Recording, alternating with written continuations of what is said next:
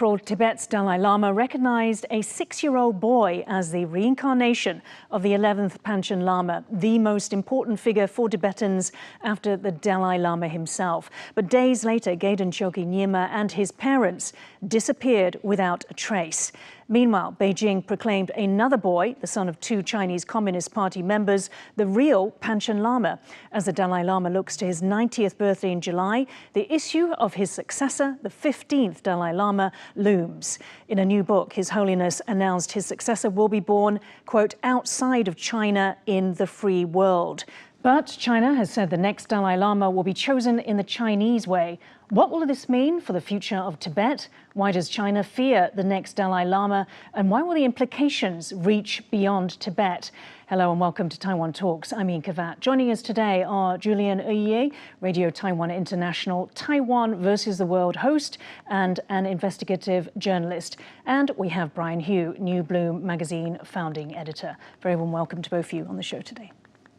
The Dalai Lama is regarded as the incarnation of Avalokiteshvara, the bodhisattva of compassion and the guardian deity of Tibet. His Holiness is the spiritual leader for millions of Tibetans, both within Tibet and outside. In the process of identifying the next Dalai Lama, the Panchen Lama plays a major role and vice versa.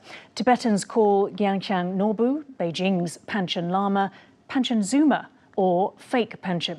Norbu is a member of the Chinese People's Political Consultative Conference Committee, a top advisory body to China's government, and has advocated for China's, quote, national unity with regards to Tibet. Julian, let me come to you first.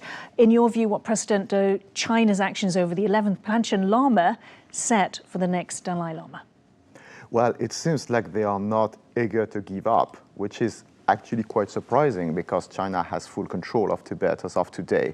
So the only reason why they would be so adamant to keep pursuing this policy of controlling who will be the spiritual leader of Tibet is because they feel some danger coming from it.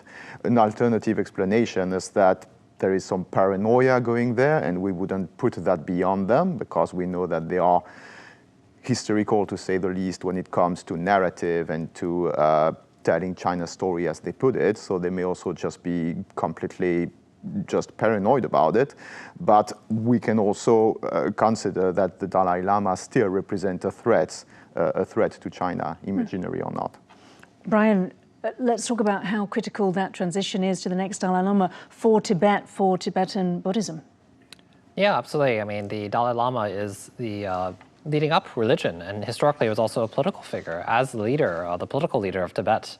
And although today the two have been separated under the current Tibetan government in exile, Beijing claiming authority over this process of succession is also intended to bolster then this political claim over Tibet itself. And Beijing has traditionally feared religion as a potential avenue for organizing dissent against it, and in that sense sought to control religious processes. This is no different. And Julien, are we talking about for Tibet, you know, is this an existential point, an existential danger, this transition? Well, at that point, Tibet outside of Chinese control only exists through the Dalai Lama. And the Dalai Lama has been, the incumbent one, I mean, has been extremely efficient in terms of media projection, in terms of being present in the collective consciousness worldwide. He's an extremely famous figure in pretty much every society in the world, which is quite rare actually today when you think about it, especially for a people who has now state of their own. So this is quite an achievement. So for the Tibetan people within Tibet and outside, this must be of major importance because as of today, Tibet only exists through the public figure of the Dalai Lama and the media attention he gets. Making him incredibly critical. Brian, the Tibetan tradition says that any new Dalai Lama must be approved by the Panchen Lama, and also, as I said, vice versa. But the Panchen Lama, or the one that we know where their whereabouts are, is now controlled by China. So does this legitimize China's, what we expect to be China's choice? Yeah, so we would see probably similar treatment to the future Dalai Lama after the current Dalai Lama passes away, in that China would seek to control this process while then the Tibetan government in exile also then carries out their procedures normally. So, for example, taking control of the Panchen Lama appointment that way and coming up with their own Panchen Lama is intended to prepare for then the future with the Dalai Lama. In the meantime, then Tibetan activists still call for the whereabouts of the actual Panchen Lama, who may be dead or may not know their identity. It's very hard to know what happened to this person that has disappeared now for decades. Absolutely. Julian, if the Tibetans cannot find this Panchen Lama, the real one, where does that leave Tibet's choice of the Dalai Lama? Or is it not absolutely required? Well, that's a question for Tibetan people, of course, but what we can say, if we compare this with other spiritual leaders, other religions or spiritualities, and other people who have found themselves deprived from their land, is that people always find a solution. So there is a certain flexibility, including in the realm of spirituality and religion. If you think in the past, I don't know, for example, the Catholic Church in its long history had different kind of conclaves of selections of popes, etc. So it wouldn't be surprising if the Tibetan community decides at some point that the process or the tradition or the ritual have to be adapted somehow to the situation, and then another important figure can arise. Very interesting. Now, to get a handle on the Tibetan process for identifying a new Dalai Lama, let's hear from former Tibetan government in exile President Lobsang Sangay, whom I spoke to earlier this year. Take a look. His Holiness the Dalai Lama, he decides who will be his regent or caretaker of his office, and that person will be assigned responsibilities to find his reincarnation.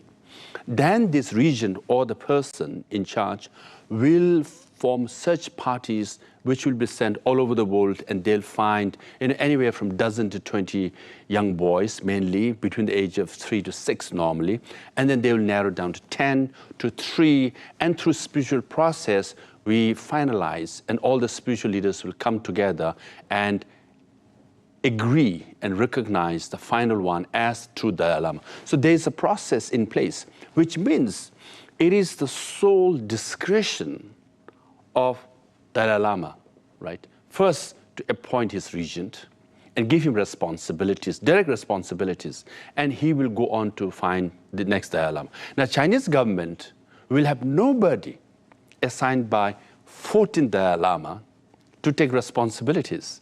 So a communist atheist party will assign a fake Lama to find fake Dalai Lama.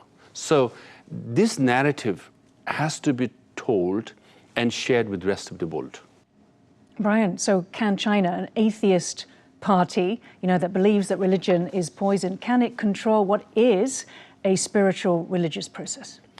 Interestingly enough, despite the irony, China probably will, and has done this with other religions, including the Catholic Church, seeking the authority to appoint bishops, for example. And in this case, they're probably really drawing on the Qing era precedent of the golden urn, in which the Dalai Lama is chosen through lots picked from an urn that is golden. And so in this sense, it's ironic because, of course, the Chinese Communist Party was one of the political forces that helped overthrow the Qing. And now it's actually drawing on this Qing-era dynastic practice to claim authority over the Tibetan religion.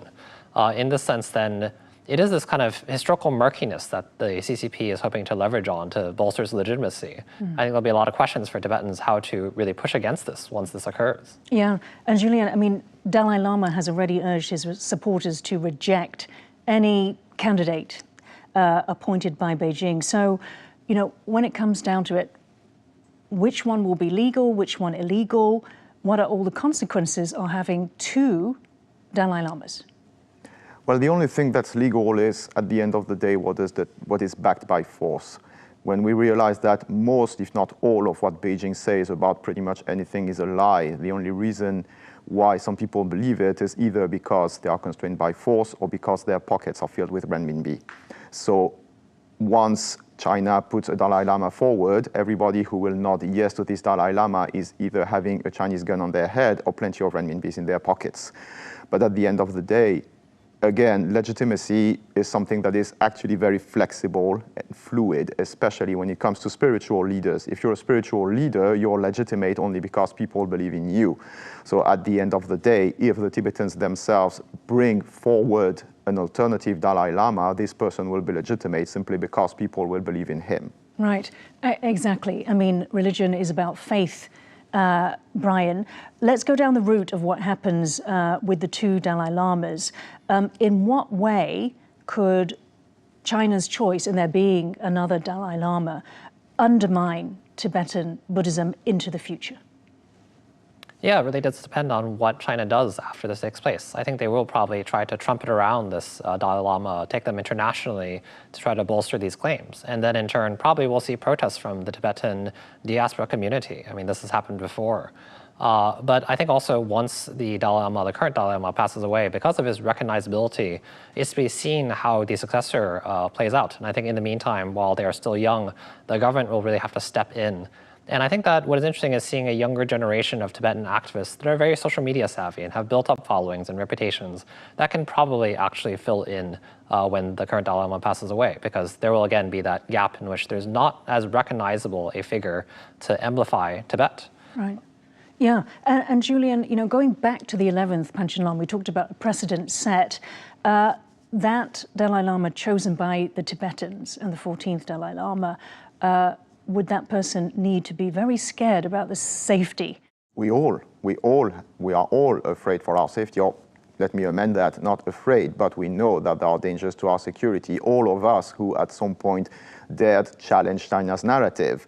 But I concur with Brian that, again, in line with everything we've been saying, the next Dalai Lama chosen by the Tibetans themselves will have to be extremely savvy when it comes to modern communication, because that's where this legitimacy comes from. This is charismatic leadership more than legal leadership, because there is no rule of law in a dictatorship. So if this new Dalai Lama emanating from the Tibetans is savvy enough when it comes to social media, to media in general, then he will be able to emulate the kind of charisma and fame that the incumbent Dalai Lama has, and then no one will challenge the legitimacy of this person, whatever China does. Mm-hmm. And we'll just have to hope that they stay alive, which was my point. Brian, going down the comparison, Julian brought in Christianity or Catholicism. There was obviously the split, you know, under Henry VIII. Could we see that kind of thing might happen? Yeah, I think so, depending on who. But then I think there are some Tibetans that are now, at this point, loyal to the CCP. And so those people in Tibet will reinforce these claims. It's also to be seen what kind of dissent occurs in Tibet when this split arises. But when one looks at the long-term history of religion, this sort of thing is in fact quite common.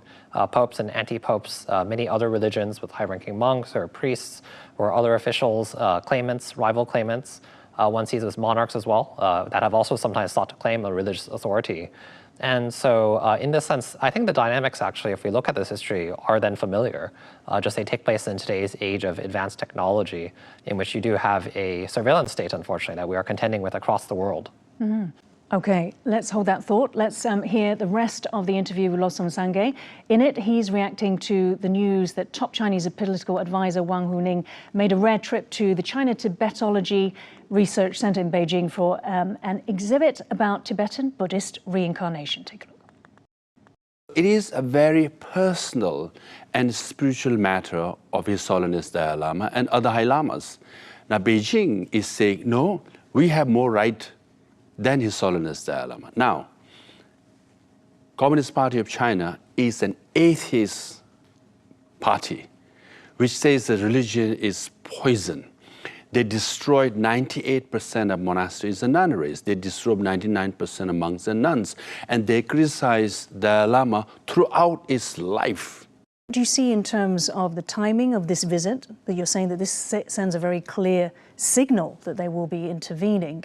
Is that designed to create pressure on the Dalai Lama? Yes, because in September of 2011, His Holiness issued a statement in which he made it very clear that if the issue of Tibet is not resolved, then he will be born outside of Tibet and outside of China in a free world, right? And then he also said that he will decide around or at the age of 90, which is July 6th of this year.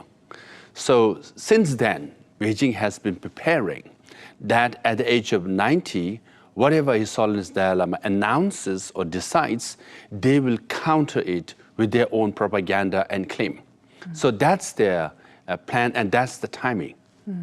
And I understand that in terms of the process of reincarnation, that they had said that it has always been the case that approval must be given by central authorities in China, and that this somehow, therefore, definitively says that Tibet has always been part of China.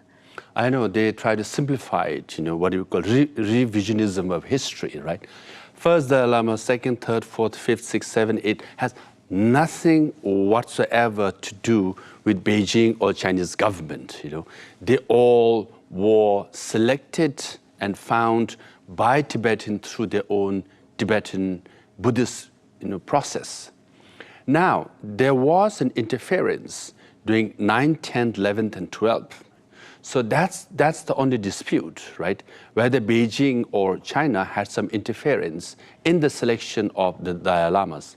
But then if you look at 9th, 10th, 11th, 12th, all died very young, at the age of 16, 18, 19, and 21. So if China had interfered in the selection of 9th, 10th, and 11th, 12th, it brought bad luck to all those Dalai Lama. They all died very young. So if Beijing interferes this time, it will also bring bad luck to that fake Dalai Lama, and he or she might die very young. So hence, even if you go by qualitatively and quantitatively, Tibetans have more say than Chinese government. Brian, so the Dalai Lama, I guess, in an attempt to try to reduce these risks of Chinese intervention, in his new book, Voice for the Voiceless, he said he intends to be reincarnated outside of China. Why do you think that he has said that? Yeah, I mean, precisely there's a desire to avoid what happened to the Panchen Lama, that there would be this kidnapping and perhaps a replacement with someone else down the line, or that perhaps this person would disappear and then reappear and it might not be the same person. And so the Dalai Lama has also previously suggested that he might not reincarnate, though it does look like he's leaning towards reincarnation now. And China would seek to control this process, which is deeply ironic not only for an atheist state, but one which has sought to undermine and rid itself of Tibetan Buddhism, for example, through colonial boarding schools, in terms of re-educating the young people, also through depicting the Dalai Lama as a feudal institution. And yet now they are calling for him to reincarnate because of the fact that this will not fade tomorrow. And so they hope to turn Tibetan Buddhism into another system of control. Brian, you mentioned how the Chinese Communist Party now says it insists that reincarnation continues. Why does it do that? What does that offer Beijing? I think it's knowing that this process will happen regardless, and so seeking to control the process. But if the process was to end, then that would be the end of Tibetan Buddhism. I think that is actually, interestingly enough, that would lead to internal dissent in Tibet that they would have to then manage. And so I think it is their view now that it is preferable for them to maintain control of Tibet through, again, taking control of the institution of Tibetan Buddhism, rather than destroying it outright in a way that then actually leads to further political turmoil in Tibet. There's already self-immolations, occasional protests, and the government goes in and cracks down on it and hopes the world does not learn about it. So on to political turmoil, let's go to the last question. The Dalai Lama has been labelled by Beijing a so-called separatist. Listen to these remarks in February. 只要14世达赖喇嘛真正放弃分裂祖国的立场，停止分裂祖国的活动，公开承认西藏是中国不可分割的一部分，承认台湾是中国不可分割的一部分，承认中华人民共和国政府是代表中国的唯一合法政府，我们就可以与14世达赖喇嘛就其个人前途问题进行商谈。 But in fact, by the 1980s, the Dalai Lama had abandoned any independence goals and began to promote an autonomous Tibet as part of China. Still, his very existence and the huge number of his supporters, both within Tibet and outside, are a challenge to China's control of Tibet. In his new book, the Dalai Lama writes, "One clear lesson we know from history is this. If you keep people permanently unhappy, you cannot have a stable society.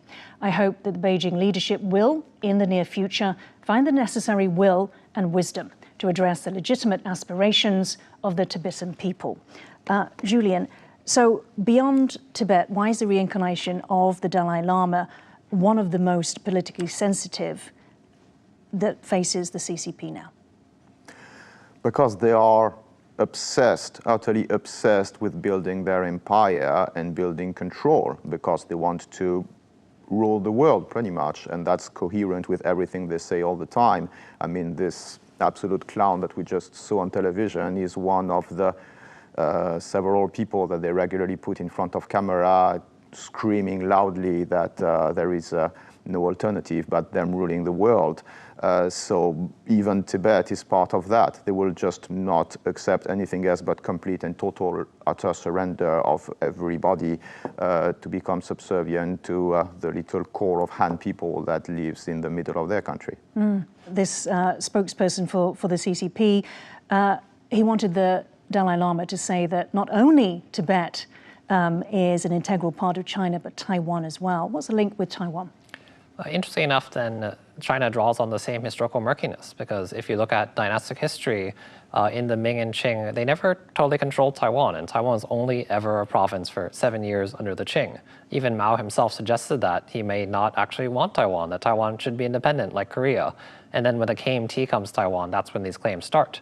And so that is the same historical murkiness that China draws on with Tibet in saying that it's always been part of China. And you look at the history where Tibet was an independent polity, that was not the case. Julian, just more on the link with Taiwan. Well, you know, national unity is a euphemism for imperialism.